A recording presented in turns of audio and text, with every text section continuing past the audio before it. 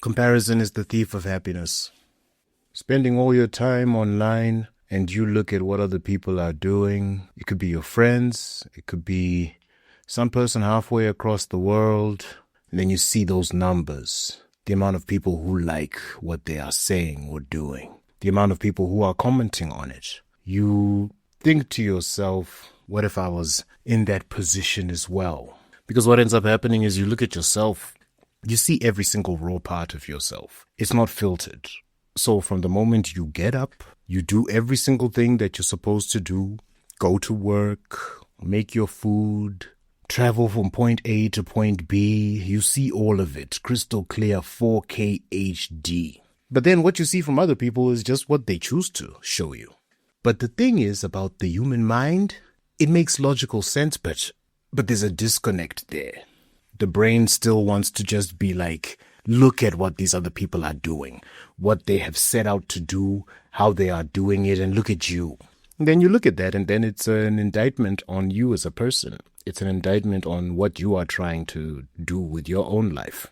So you also try to do the exact same thing that those people are doing. You curate your life a little bit. You're like, let me take this picture.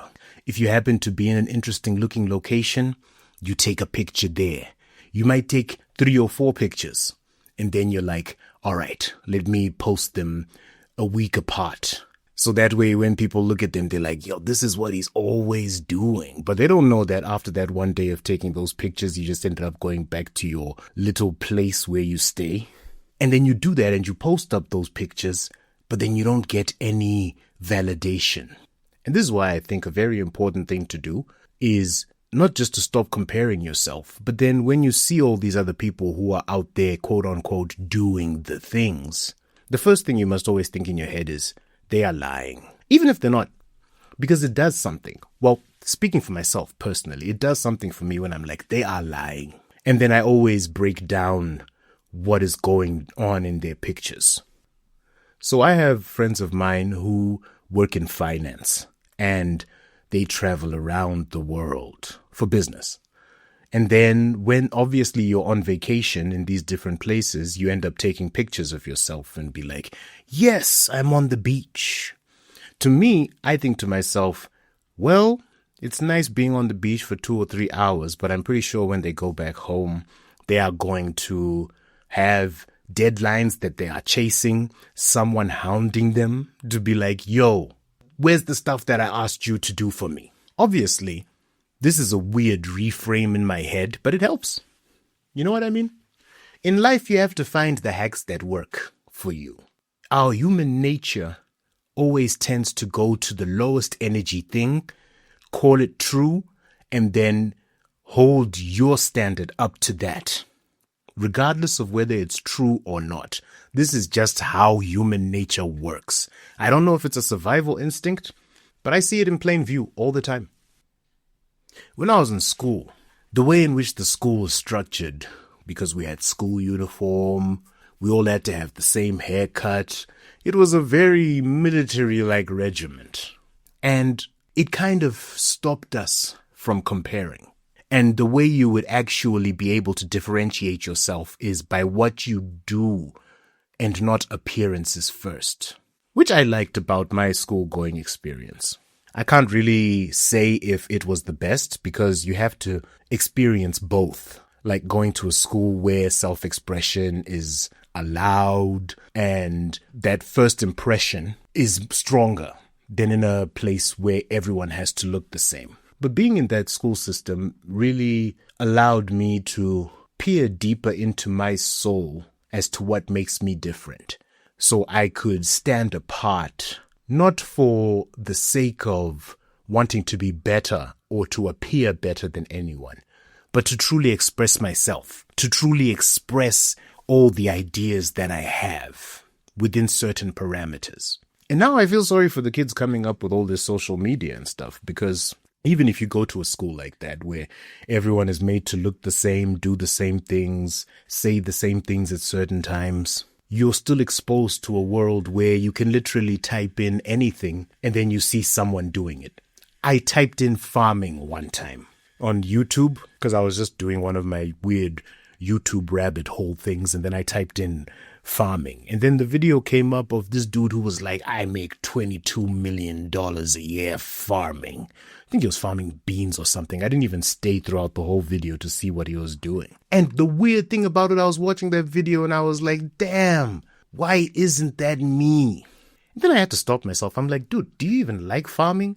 What do you even know about farming? Like, seriously, do you even know what a hoe is? Not that hoe, the other hoe. Do you even know what that is? What are the types of irrigation? What are the types of seeds? Which things work best in these different type of seasons? But already my brain was just like, this person is doing better than me, even though he's doing something that is completely alien. And this is the trap that we find ourselves in when we go onto these different channels and we see people doing all these different types of things. You have to think to yourself, is this really what I want to be doing? And then you ask yourself that simple question. You'll be extremely surprised. You'll be like, no. And that's, I think, my main point is that comparison is not even real sometimes, because I think we'll be comparing ourselves to the end result, but not actually what is in front of us. But it's always easier said than done, being like, I am going to not compare myself to these people. But again, human nature always pulls you back. Just when you think you got out, it pulls you back inside. And another thing is, like, why do people always compare up? People don't compare down. Because if you're listening to this right now, if you're able to watch this video, you've gotten this far, I appreciate it. But if you are able to experience just this video, one, that means that you have a device that can connect to the internet and stream video. You're in a place where there's electricity. You have the energy or the spare time to be able to do that. Other places, people don't have electricity. You ask yourself, why don't you compare yourself to them? And then you realize that simply because of that, there are people who are always going to do better than you, and there are people who are always going to do worse, who are always going to be in a worse position. Then don't bother comparing yourself, because you are moving through your own trials, tribulations, your own ups and downs, the ebbing and flowing. It's like that old saying about the fish and the monkey and the bird. It's like, how do you test their ability? You can't be like to the fish and the monkey, let's see how worthy you are by climbing this tree. Obviously, the monkey is going to win. Let's also do a test to see how long you can hold your breath underwater.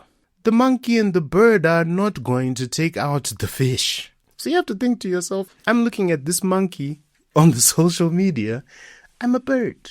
Think of yourself as a nice little colorful bird with a nice cute beak. And you'd be like, this is what I'm good at doing. Of course, there are always going to be other birds that you can compare yourself to. There are so many different types of birds. There are birds that can't fly. There are birds that are big and majestic. And then there are birds that... A dinosaur's a bird. There you go.